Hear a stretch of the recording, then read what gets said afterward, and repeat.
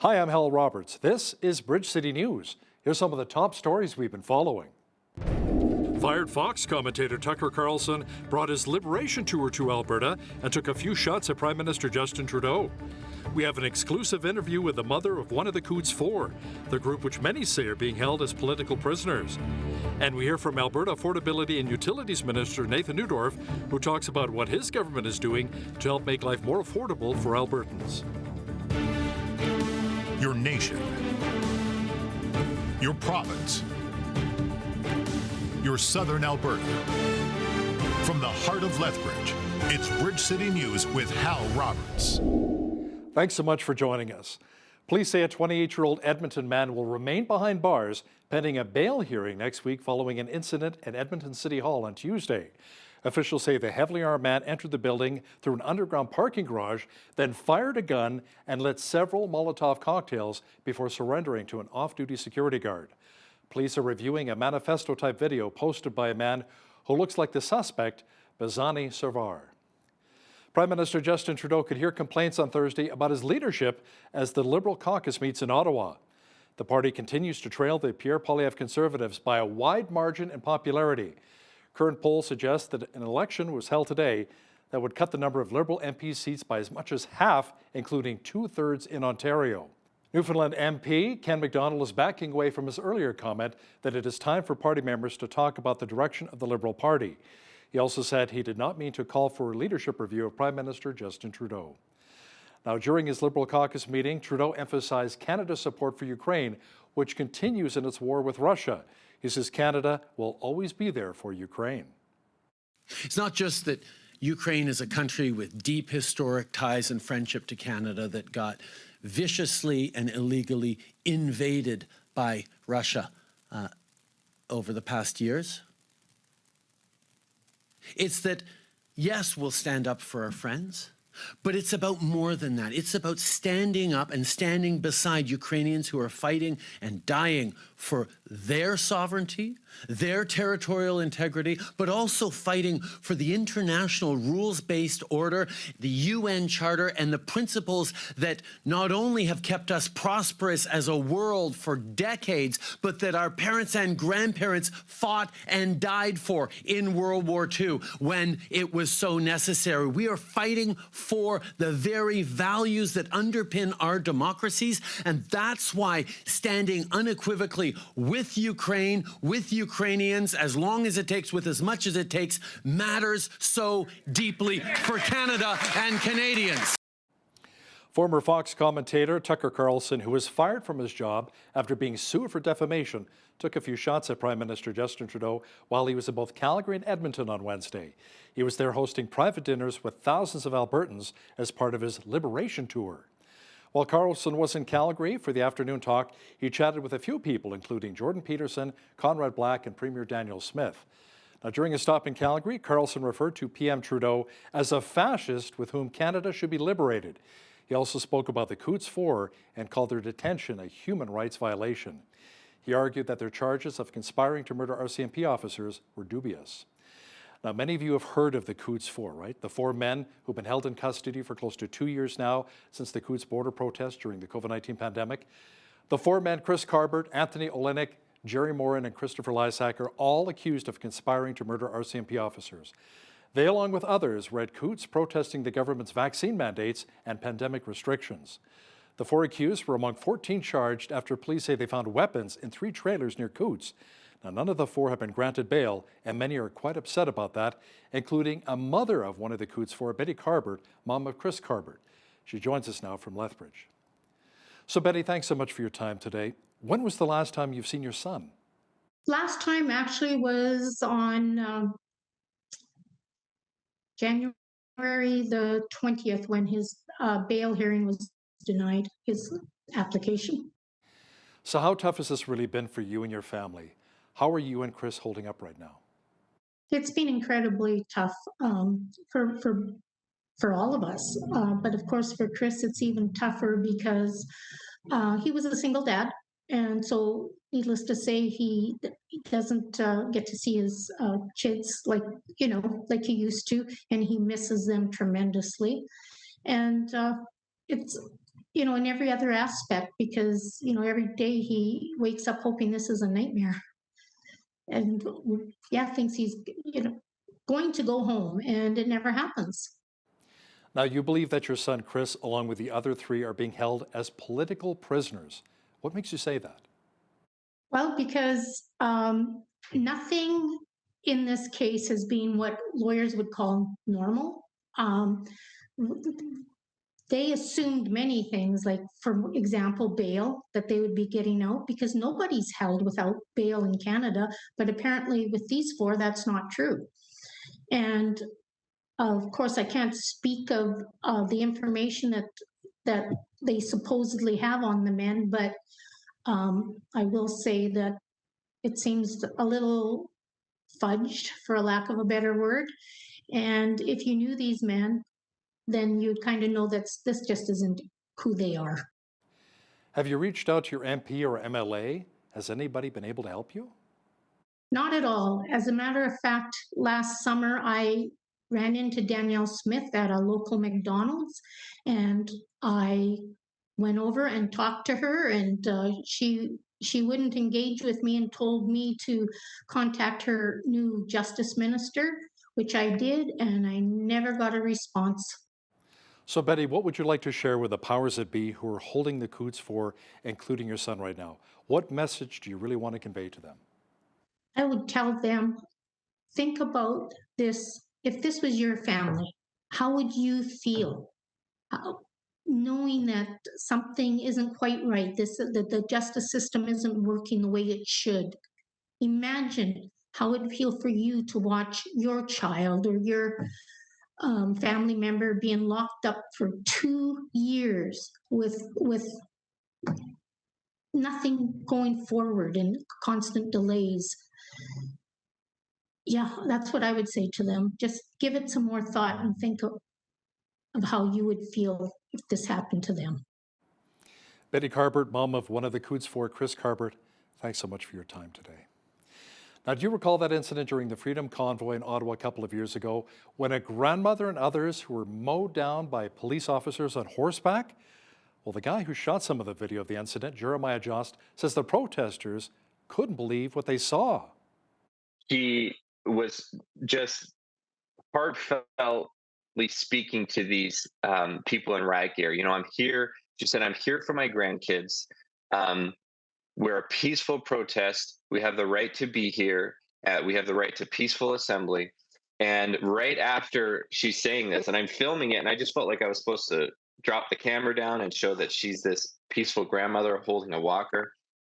And then these horsemen come running through it. My wife and I back up just like a foot or two.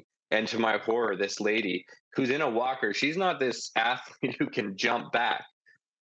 She just gets trampled. A gentleman who tried to get in front of the horses and protect her, he was also brutally trampled. And the horrific part was she could have been dead right there. Well, make sure you catch the full interview with Jeremiah Jost and BCN producer Michael Clausen coming up later in our program. Well, we enjoyed lots of sunshine again today across much of southwestern Alberta, and fairly mild too. Jeanette Rocher is now with an early look at the forecast. Jeanette, there's a rumor going around that we could hit double-digit plus temperatures by the weekend? Oh, those rumors are true, Hal. Yes, by Sunday. And then even looking at teen temperatures as we get into early next week. Now, we are seeing mainly clear skies. Overnight low this evening, -1. We could still see those winds from the west gusting up to 60 kilometers per hour. As we get into Friday, those winds from the west still blowing, not quite as strong, though we're looking at 30 to 50K winds. A lovely 3 degrees and mainly sunny skies, which will be the theme of our approaching weekend. Sunshine and even warmer temperatures, and I'll be back later in the show to tell you all about just how warm it is going to get next week. Looking forward to it. Thanks so much, Jeanette. Many Albertans were feeling a little uncertain about electricity in the province following the January 13th grid alert. Many were asked to limit their power consumption, and many also noticed non-essential lighting was still on. This raised questions such as, why are the downtown office spaces lit up in the big cities, and what does this mean for the future of Alberta's electricity? Minister of Affordability and Utilities Nathan Neudorf says this wasn't something the government has dealt with before. Typically, in a consumeristic society of Canada, North America, even Western cultures, We use more electricity, just build more generation. That's been the answer. Until now, and to be perfectly honest, Conservative governments haven't been great at the climate change question. I think this can be a very big part of it because it's right in the word, conserve. Conserve your energy consumption. We don't have to be consumeristic. We can actually conserve. And if we create a system that creates benefit to that, not just environmental, but also financial, I think we'll get a lot of uptake. Questions were also raised about electricity rates here in our province and why it's so unaffordable for so many Albertans. Minister Neudorf says although many Albertans are looking for cheaper electricity rates, it may take a little time until we see them. There's an old construction saying that you can have it good, you can have it fast, you can have it cheap. Pick any two.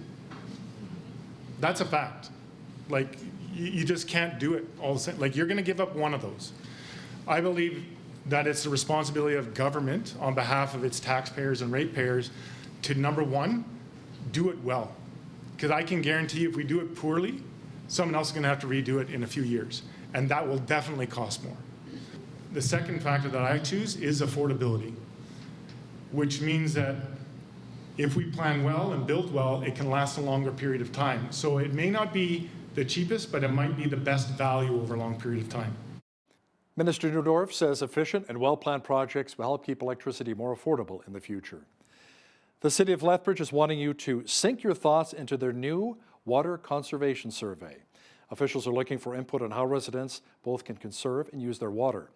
Lethbridge Manager of Engineering and Environment, Mark Svensson, says the city is trying to avoid a water rationing plan.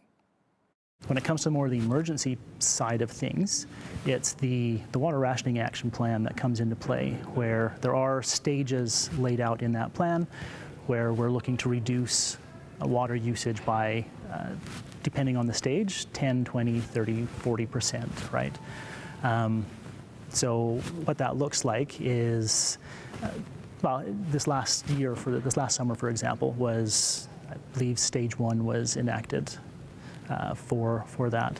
So just looking for all residents and businesses to conserve water where they can and try and reduce our demand on the system by 10%. The survey will form a plan for both short-term and long-term ways to address water shortages.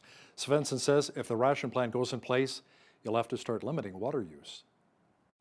Where residents and businesses can look to conserve some of that water, where it's not watering your lawn or watering your lawn on certain days, not watering it every day, only watering it for a certain period of time. Hand watering. So depending on how dire the situation gets and depending on what stage it gets to, it's hand watering your garden instead of using sprinklers and hoses where you get more evaporation. So there's things like that, right? Officials say you can get the survey online and fill it out at getinvolvedlethbridge.ca. A downtown Winnipeg hotel is temporarily closed due to threats being made against it. There was a large rally held at the Marlborough Hotel on Sunday in support of an Indigenous woman who was restrained in December after allegedly threatening hotel staff with a knife. A video has surfaced on social media showing the woman with her hands tied behind her back, pleading to be allowed to leave the hotel. The footage has been condemned by Indigenous groups in Manitoba. They say they will no longer allow their people to be treated and disrespected like this.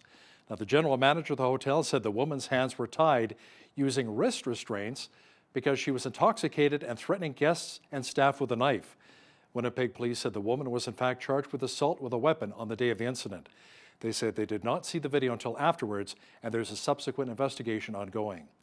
Now, in an emailed statement, the Marlborough Hotel said the threats were extremely unsettling to their staff and management, who feared for their safety. At least one person was killed and 6 others were injured following an Israeli airstrike which hit an apartment complex in the southern Gaza town of Rafah. The wounded, which included 2 babies, were taken to a nearby hospital. The Hamas-run health ministry says more than 25,400 people have been killed and another 63,000 have been wounded since the war between Israel and Hamas began last October. Israeli Prime Minister Benjamin Netanyahu says his military will do everything in its power to retrieve the remaining hostages taken by Hamas. He also says that he's vowed to rid the world of Hamas once and for all. Meanwhile, in Tel Aviv, Israel, hundreds of protesters lined the streets demanding that the war between Israel and Hamas comes to an end.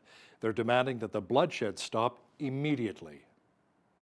That we have almost 4 months of fighting we're killing a lot of people. We've killed over 25,000 people, and we understand that only 20 to 30% of them are so-called Hamas. So it's ridiculous. It doesn't bring back the hostages. It doesn't serve us anything. It only harms the Israeli society. It harms the Palestinians. The reports that talks between Israel and Hamas about negotiating the release of the remaining hostages have broken down. As we hear in this next report by CBN's Julie Strahl, it also appears as though some Palestinians are turning against Hamas during this war. More fierce fighting inside the Gaza Strip after Israel said it had encircled the southern city of Khan Yunis, a Hamas stronghold. According to reports, Israel killed scores of terrorists there. The Israel Defense Forces also said they located and destroyed a terrorist tunnel less than a mile from Israel's border. The soldiers found anti-aircraft missiles and equipment to produce and launch rockets. Meanwhile, thousands of Palestinians are continuing to flee from Khan Yunis as Israeli troops advance on Gaza's second-largest city. Everyone started fleeing. They were saying, the Jews have entered Al-Amal neighborhood. We couldn't handle it anymore, especially for the children's sake. We want a solution. Do we just stay on the streets like we're doing now? In an unusual act, video posted by author Chen Mazeg on X, formerly known as Twitter, reportedly shows Palestinian men, women, and children in Gaza expressing their anger toward Hamas and its leader Yahya Sinwar near a Gaza hospital, and demanding he return the hostages so the war will end and Gazans can go home.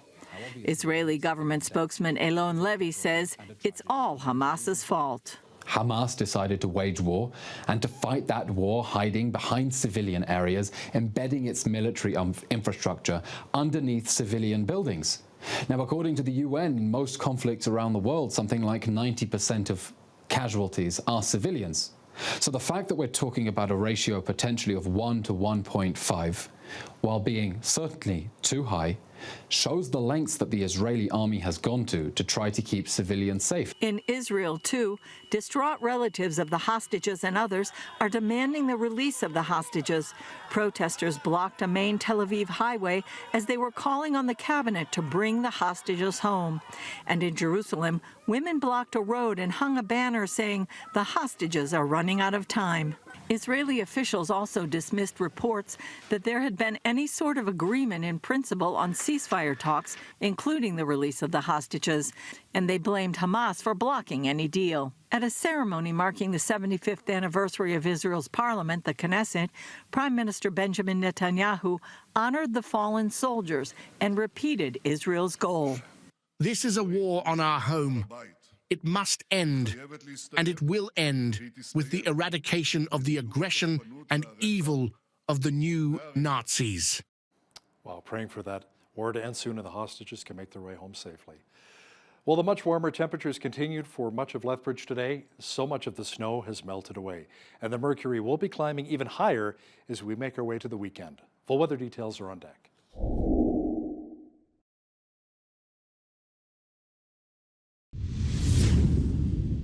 It is feeling much more like spring rather than winter here in southwestern Alberta. Such amazing temperatures lately. Jeanette Rocher is now with a full look at the weather forecast. Jeanette, our trees may become a little confused thinking it's spring and maybe begin budding already? Well, I actually wouldn't mind that at all if they did, Hal. Bring on the spring, that's what I say, because that's exactly what it looks like is happening this week. Take a look at these temperatures, particularly as we get into early next week. We are looking at not just double digits, but we're looking at teen temperatures. So that's very exciting for the end of January. 3 for a high on Friday, which is actually going to be our lowest temperature of the whole week. Climb up to 9 on Saturday, up to 11 on Sunday. Make a jump up to 15 for both Monday and Tuesday, and then round out that 7-day forecast on Wednesday with a high of 11 degrees, meaning we are well above the average high for this time of year, and it's going to be like that throughout the whole week. Average high for this time of year, -1. Average low, minus 14, 16. That was our high temperature on this day, and that happened back in 2006. Back in 1943, the coldest day was recorded, minus 39. That was our record low. 8:13, that's when the sun rose this morning. Sunset this evening at 5:15. We're now looking at 9 hours and 2 minutes of daylight. Okay, on the west coast, we're looking at periods of rain in the morning in Victoria, 20 to 40 K winds, high of 9 degrees. 9 also expected to be the high in Vancouver, looking at periods of rain there as well. We got a pair of 4s there in Alberta for both Edmonton and Calgary tomorrow, and mainly clear skies as well. It's going to be lovely. As we get into Saskatchewan, -1 for a high in Saskatoon, looking at clearing later on in the day. Regina, mainly cloudy in the morning and then clearing, 1 for a high. -1 expected to be the high in Winnipeg, looking at a mix of sun and cloud. Also could see some fog in the morning, which will be dissipating by noon. Okay, so in Toronto, looking at 10 millimeters of rain, high of 5 degrees. 1 for a high in both Ottawa and Montreal. Montreal and Ottawa also under freezing rain warning. Could see a significant buildup of that ice. And then why don't we just throw some snow into the mix as well, because that's exactly what's going to happen in both of those cities. Looking at some snow by the afternoon. In fact, Montreal could see 2 to 4 centimeters of snow beginning in the afternoon. Fredericton also seeing some snow as we get into Atlantic Canada. 2 to 4 centimeters is expected there in Fredericton. 0 for a high. Halifax could possibly see 30% chance of flurries, looking at a high of 2, -1 for a high in Charlottetown, mix of sun and cloud, mainly clear skies expected in St. John's, and a high of -6. So there you have it. That is your forecast. The United Kingdom has suspended trade negotiations with Canada. This after Ottawa decided to not extend temporary measures put in place after Brexit. London made the announcement a month before the next round of talks towards a permanent trade deal was expected to take place. A special quota for UK cheese imports, which offered low tariff access to the Canadian market as the European Union, has expired at the end of December.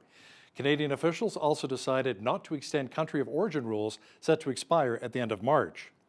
Experts say that will likely drive up the price of UK goods such as luxury cars. Trade Minister Mary Ng's office says the move stems from British unwillingness to offer something in return, such as budging on a dispute over Canadian meat products. Alaska Airlines says the grounding of its Boeing 737 MAX 9 jetliners will cost the airline around $15 million. The planes have been grounded since the mid-flight blowout of a panel in the side of an Alaska plane over Oregon on January the 5th. Some major U.S. airlines are struggling to cover higher costs for labor and other expenses. American Airlines says that fourth quarter profit dropped sharply and that it is forecasting a loss in the first quarter of this year. Southwest Airlines is posting a loss for the fourth quarter as well. Now, here's a look at today's markets. The TSX was up 75 points on the day to finish at 21,101. The Dow was up 242 points to 38,049. The S&P 500 was up 25 points to 4894, and the Nasdaq was up 28 points to finish at 15,510. West Texas Intermediate Oil was up $1.98 to $77.07 US per barrel. Natural gas was down 6 cents to $2.58 US. Gold was up $6.96 to $2,020.85 US an ounce, and silver was up 25 cents to $22.91 US an ounce. Feed wheat is at $8.95 per bushel, barley's at $6.40, canola's at $14.19, and corn is at $7.62 per bushel. Live cattle February contract was up $2.38 to $177.73. Feeder cattle were up 20 cents to $232.03. Lean hogs February contract was up 40 cents to $74.30, and the Canadian dollar was up slightly over the past 24 hours to $74.22 US.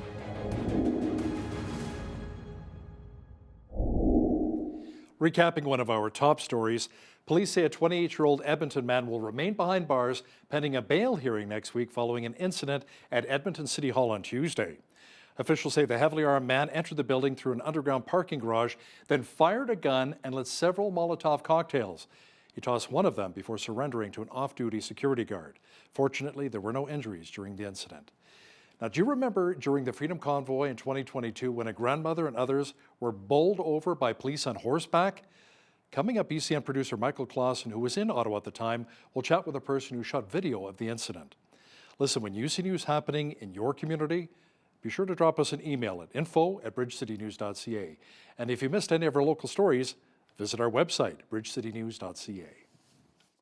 Here's today's Bridge City News Community Calendar. If your idea of camping in the great outdoors involves a fifth wheel, you need to come to Lethbridge's 2024 largest RV show and sale from February 1st to the 4th at the Agri-Food Hub and Trade Center. Western RV Country will be bringing fresh travel trailers, fifth wheels, and teardrop trailers. A great opportunity to see what's new in the world of camping and style. For details, call 403-331-0014.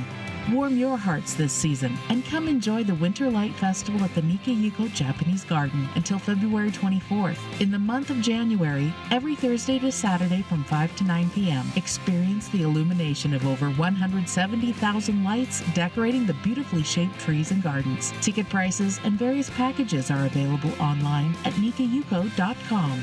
Do you have a heart to serve our community? Streets Alive Mission is looking for volunteers to help make sandwiches, sort incoming donations, assist with Foot Friday, and many other opportunities to serve, receive training, and to provide support for this important cause of bringing hope to the hopeless. Visit streetsalive.ca to fill out their volunteer application or call 403-320-1159. And that's today's Bridge City News Community Calendar.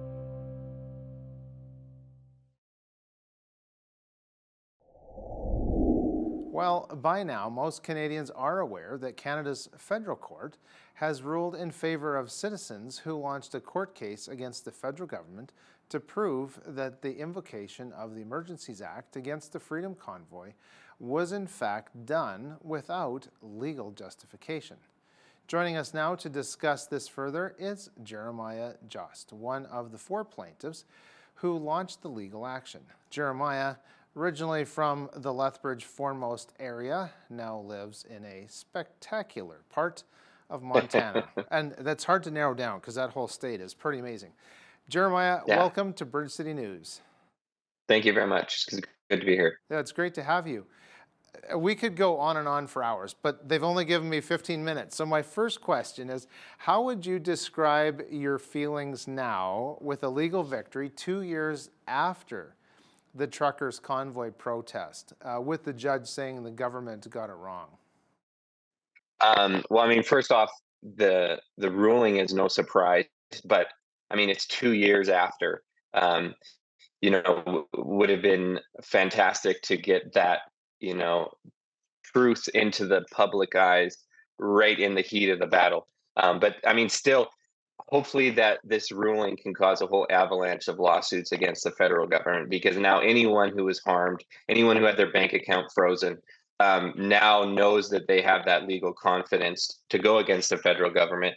And even more so that there's still federal judges who are willing and able to rule against the federal government.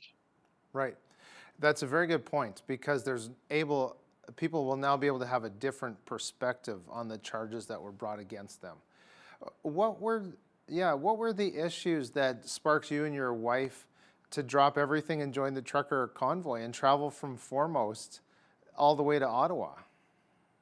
That one question I could talk on for probably hours, but several of them being I'm a youth volunteer, and just seeing the mental health of young teens, suicide rates up because of all of the self-isolating. We live in a culture where this young generation wants to be alone, and for 2 years the culture was saying, stay alone, save lives, right?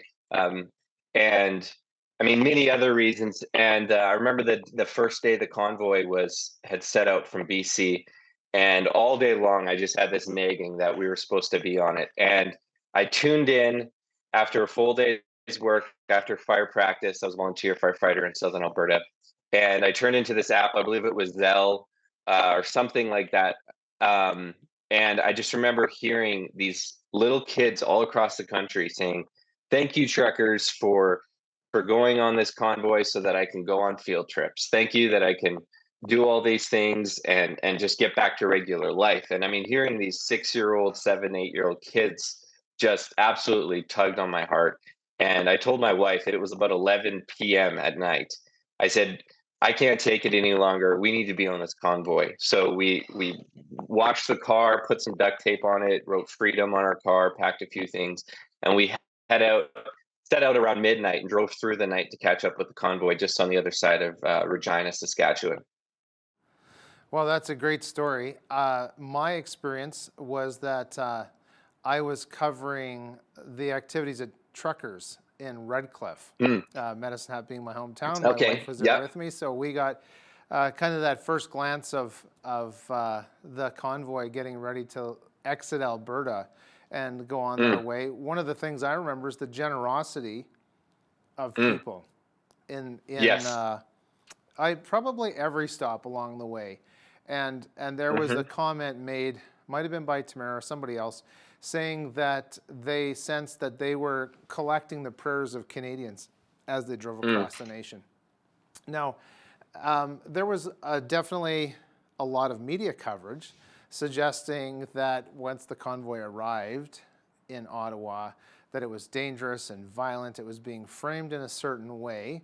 Obviously, the federal government kind of felt that they needed to frame it in a certain way and then invoke the Emergencies Act.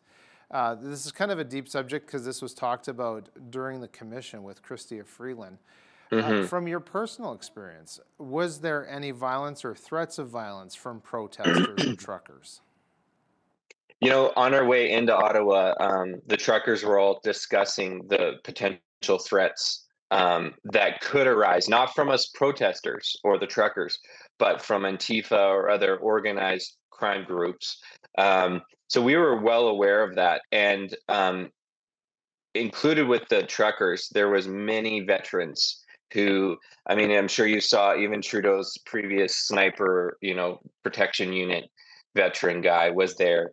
And there was so many veterans around the clock stationed in downtown Ottawa to keep an eye out. And we definitely saw certain prompts by the city of Ottawa to invoke violence. I remember one day there was this huge truck bed planted with all these stones about this big, out of the blue, planted right there in downtown Ottawa.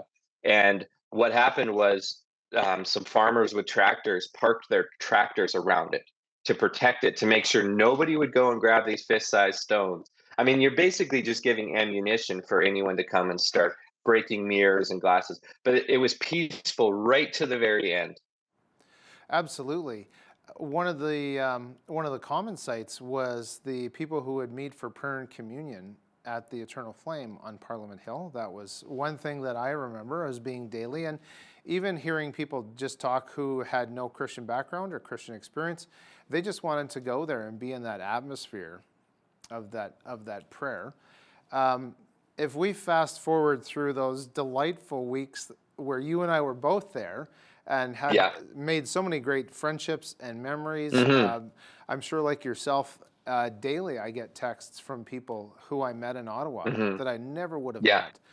Just delightful Canadians who want to seek a better future for the country. Now, so I want to fast forward through all of the good stuff to the fateful days of the police action.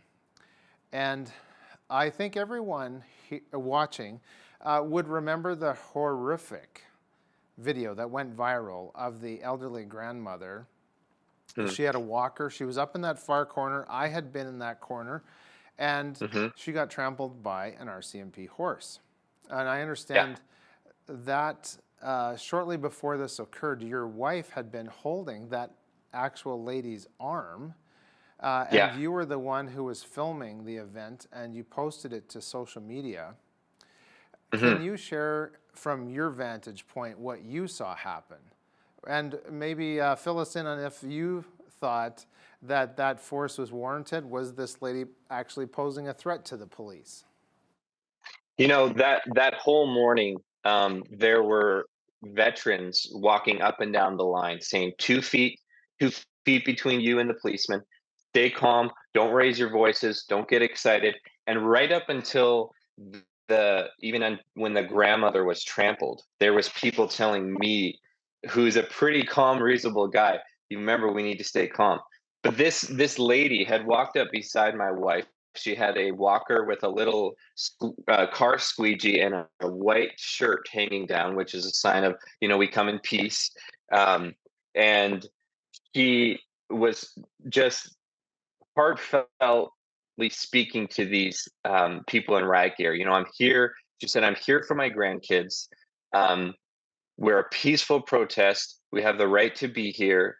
We have the right to peaceful assembly.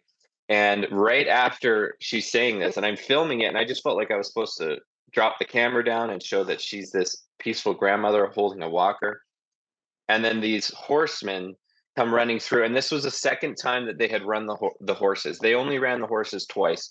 You know, I've been around ranchers and farmers who know how to ride, and I tell you, these RCMP people did not know what they were doing. They were bouncing around these horses like they were just introduced to them yesterday, and these were huge horses. And I remember just in the blink of an eye, these horses coming, and my wife and I backed up just like a foot or two. And to my horror, this lady who's in a walker, she's not this athlete who can jump back. She just gets trampled. A gentleman who tried to get in front of the horses and protect her, he was also brutally trampled.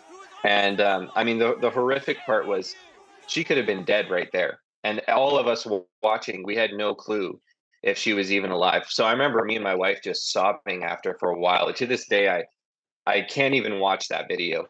I mean, you can hear the emotion in my voice and my wife's voice, just sobbing. And I mean, it was horrific and definitely not warranted. I mean, they would run the horses to gain about 50 feet of progress. And for 50 feet, it's just not worth killing innocent citizens. I mean, this lady was a lady. She was an elder at her Mohawk Reserve. Just beautiful, peaceful lady. Yeah. And I will say from my recollection of the event, I had been, and I don't know if your video shows the red pickup truck, I'd been standing on that tailgate for quite a while live streaming. And I had this really strong sense that I needed to leave and go back up to our hotel, the Westin, and we had that camera that was shooting down on that intersection. And no sooner had I arrived, we had the windows open. I arrived inside the room, and Naveen, my coworker, was recording.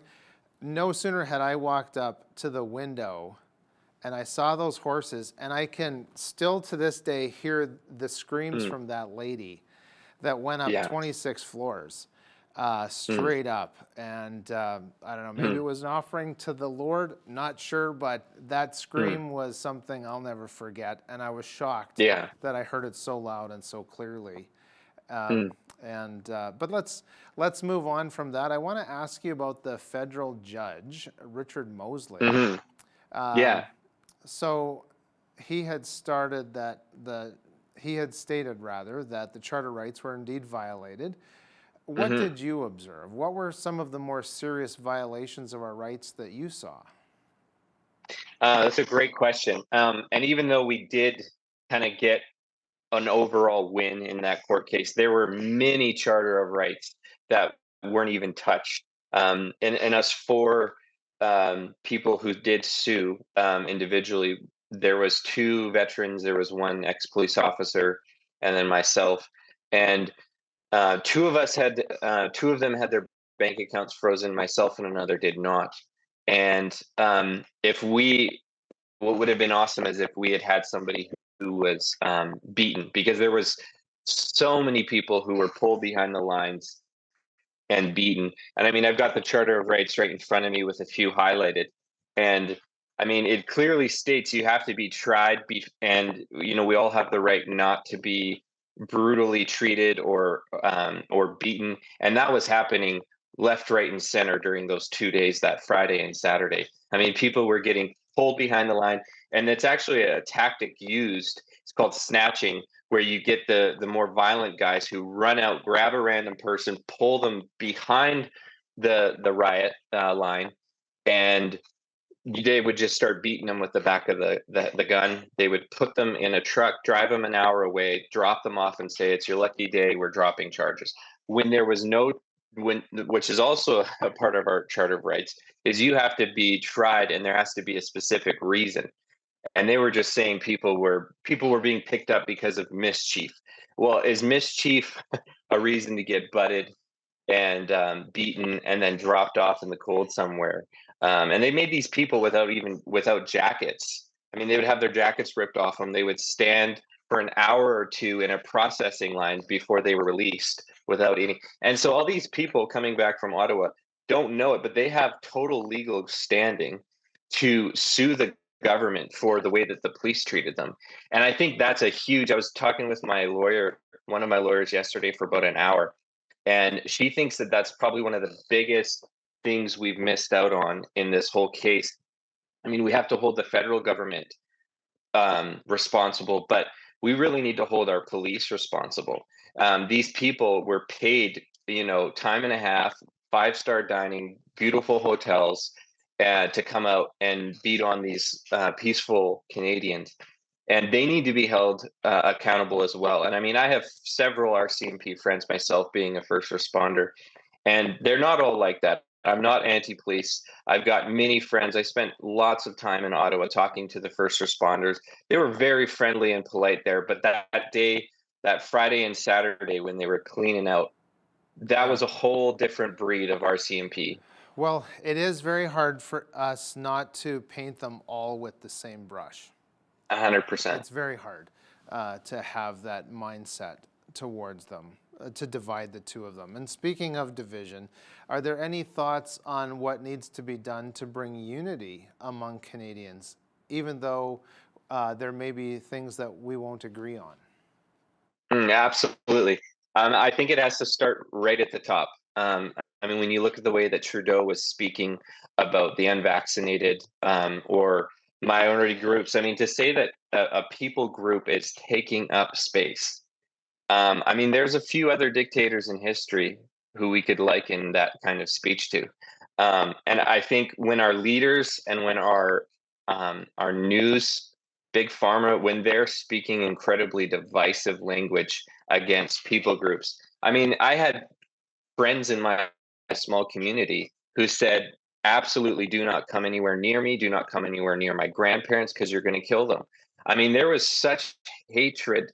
And I mean, that came from so much propaganda from big pharma and these news stations, right? And thankfully, over the past 2 years, that has died down a little bit. I mean, there's been so many lies now told, like if you get vaccinated, you're not going to be a carrier of the disease. Well, that's wrong now.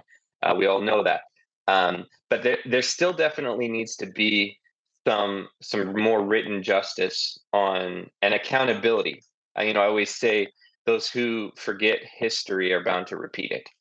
And I think it's so important that we kind of don't forget what happened and the way that people were, spewing so much hate. Yeah, and misinformation.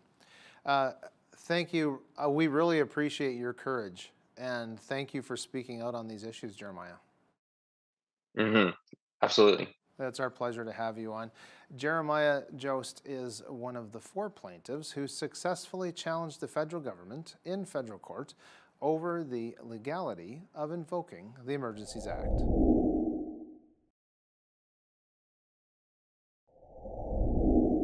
Going to the theater is a popular pastime. Established in 1923, Playgoers of Lethbridge is one of the oldest continually operating amateur theater groups in Canada and just celebrated their centennial year. President of the organization, Elaine Jagelski, joins me here to discuss the history of the organization and what we have to look forward to in 2024. Elaine, thanks so much for joining me today. Oh, thank you for having me. This is great. Well, great to have you on here. Happy New Year, and please tell us about all the upcoming plays that the Playgoers of Lethbridge have to look forward to this year. Well, we're starting off our season in the typical fashion. We always have what we call our major production in February, and it's a Canadian play called Hurry Hard by Kristen De Silva, and it's about curling. And it's kind of a fun little twist regarding couples who were at one time a couple and they all curled together, and then things happened with the relationships. But there's an opportunity to come together again to win a big cup. So all the dynamics of that. So it's a great comedy, and that runs February 7th to 10th at the Sterndale Bennett Theatre. We have our one-act festival coming in April this year, and that will be at the Sterndale Bennett. We don't have the details, all of the details for that, as the types of plays and so on, as submissions don't need to come in until the next couple of months. But that's something to look forward to as well. So we host that annually. And last year for the Centennial, we also hosted the provincial One Act Festival as well here in Lethbridge. And then in October, we have our dinner theater. And once again, we don't have a specific for that, but something to look forward to. And we've been doing dinner theaters for years and years, even though sometimes there still are people that attend and go, oh, we had no idea, or after the fact, oh, there's dinner theater. And so hopefully more people come to know that if that's something they want to attend or take in, always a good time with that. So at this time, that's our slate for this year. It kind of goes back to our regular programming. Last year, we had much more going on in because it was the celebration.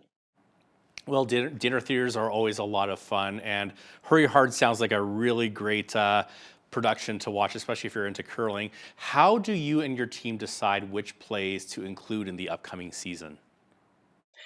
Typically, a director, so someone who is interested in directing, comes forward and approaches the club in regard to, I'm interested in doing this, or we have a couple of artistic directors who then read the play or plays and then gives the go-ahead. Typically, it's a go-ahead as far as somebody's interested in presenting something, and then the process starts from there. So it usually begins with someone coming forward and saying, I'd like to do this. I'd like to do this project. I'm interested in this.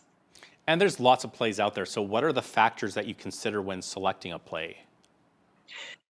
Because we're, part of our longevity is that we've tried to do our best to provide entertainment that is not too risque, that is of interest in various ways. So often it is comedy, and because people tend to enjoy that, right? They just want to go out and enjoy themselves and be able to laugh and just sort of release, right? Not have to think about anything too serious. But we do some serious pieces as well, something that may be of interest or impact, more of a conversation piece. So a few years ago, we did Daisy, I think it was in 2019. And I don't know if you're familiar with Daisy. I won't go into the full details of it, but it was the commercial. It was the American commercial about a potential nuclear explosion. And all of the dynamics of that, of the individuals, the marketing company who came up with that, and sort of the politics of the time and those sorts of things. And it was relevant for what was happening as far as what was going on for us at that time globally as well. So there is a variety, but it tends to be something that maybe is a bit more mainstream in some way, sort of within that spectrum of comedy to something a little more serious and thought-provoking. So we're talking about mainstream themes and more of the comedy genre that will be featured in 2024. How do you anticipate the audience's response to these upcoming plays? Hopefully, it's as it has been, and that is that people will enjoy what we have to offer. And that they they go away feeling good and perhaps discussing whatever it may be, or being able to relate some of those themes or experiences that they've just seen to their own lives, and especially with the Hurry Hard, with it being a curling theme, and also about relationships. And typically people can relate to that in some way, whether it's happened to them personally or someone they know about. And it's always interesting to hear how people ended up where they are today. So could you tell us a little bit about your personal journey and how you developed an interest in theater? It started really early, and I recall in grade 1 where I was chosen for the lead angel in the Christmas concert. And it kind of started, and then it went on from there. So every year I was involved in, whatever the school play was, and that then just continued. And so I was involved in Lethbridge Musical Theatre as an adult, and of course with Playgoers of Lethbridge. So I started with Playgoers probably about 30 years ago, and have had many opportunities through that group. And so I've done directing and acting and backstage and front of house, and I've written. And so it's great in that way. And hopefully that's an encouragement to other individuals as well, if they're kind of interested in getting involved, but maybe they don't think they have the full skills for it, or we mentor, we allow those opportunities where a person doesn't have to start everything from the ground up all by themselves, but they can become involved and they've got that support. So there's someone that can say, all right, here's a budget, or we'll try to find some people and to fill these various roles and so on. Right. So it's a nice supportive atmosphere for individuals who want to become involved or to further their skills, right? Even if they're not a beginner, but they're looking at a project of some kind that they would like to, have produced, then it's a wonderful opportunity in that regard as well. And how have you seen the theatre scene in Lethbridge evolve over the years, since you've been involved with it for 30 years? Yeah. So back in the day, there were a handful of groups. So there was Playgoers, there was Lethbridge Musical Theatre, the university was doing things, and that was kind of it. And then from there, it has evolved greatly, as far as there are so many theatre groups at this point in time and so much variety. And so it's really blossomed in that way. There's a lot of opportunities for people as far as patrons. What do they want to view? What do they want to see? So if there is anybody out there going, oh, there's nothing, as far as the theater world is concerned, there's nothing to do, or you just have to look, right? There's websites now. So there's Lethbridge Goings On, for example, that will list a lot of that kind of happening, or even our own website, Playgoers of Lethbridge, will list other groups as far as what's going on in the city. So it has really evolved with so much variety. And of course there's the professional theater company New West as well, and then all the amateur theater groups and the university still. So there's just so much variety and so many different perspectives or genres, if you like, that are being produced, that are being showcased, and so on. Now, Playgoers of Lethbridge just celebrated their centennial. Can you just share some highlights from the last 100 years of Playgoers of Lethbridge? Oh gosh, highlights. I've only been involved for a chunk of that. That's an excellent question. I sort of have to think here for a moment. Well, of course, I'm biased because it was just last year, but making it to 100. And that was a lot of fun. And being able to put on a festival that invited local talent of whatever kind. So we had musical groups, we had theater, we had improv, we had all kinds of things happening, and it was free to the public. And so that was certainly a highlight, even though it just happened, that we were able to provide that through grants at all levels. So at the municipal level, at the provincial level, and at the federal level, in order to be able to put on something like that for the community. And it's really hard as far as highlights. It's a challenge to pick out something specific. So I'm stymied. I'm stumped on that question as far as picking out something that what are those things that really stand out? Because it seems like every year, whatever is done, right? It's always, at least from my perspective, and I think from the group's perspective, it's always kind of amazing as far as what comes together. The people, so the individuals that end up as actors and the person that directs and all of those kinds of things, how they come together. And I suppose one of the things would be recently one of the longtime longtime members, one of the pillars of Playgoers of Lethbridge, Ed Bailey, who was often referred to as, sort of Mr. Lethbridge. And he had been involved in a number of the theater groups and was very influential over the years in regard to the direction of especially Playgoers, but also Lethbridge Musical Theatre. And he had written a melodrama called Priscilla Pringle's Predicament. And so that was always sort of a fun thing whenever that was being produced, whenever there was a decision to do that for some event or occasion, because it was always, well, who's going to play the dog, or who's going to play Priscilla? And so it was just sort of this fun involvement, right, in this sort of really kooky piece, right, melodrama.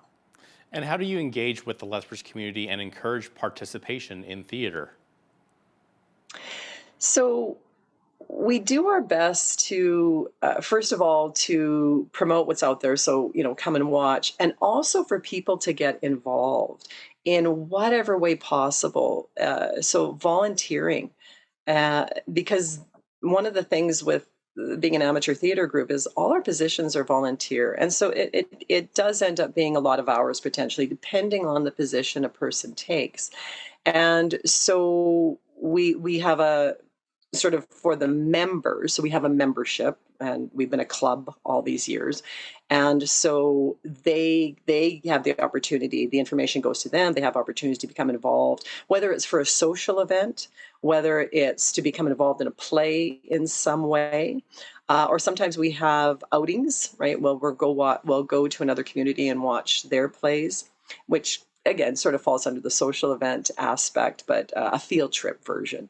And then, of course, online. So through our Facebook page, Instagram, and on some of the other sites as well, where it will be posted. Here's an opportunity to, for a play that's coming up, or actors needed, or crew is needed. So a stage manager or a props person, or those kinds of things. And so hopefully getting people involved. Elaine Jagielski is the president of Playgoers of Lethbridge, one of the oldest continually operating amateur theatre groups in Canada. Elaine, thank you so much for your time. Thank you, Naveen. I'm Naveen Day on behalf of all of us here at Bridge City News. Thanks for watching.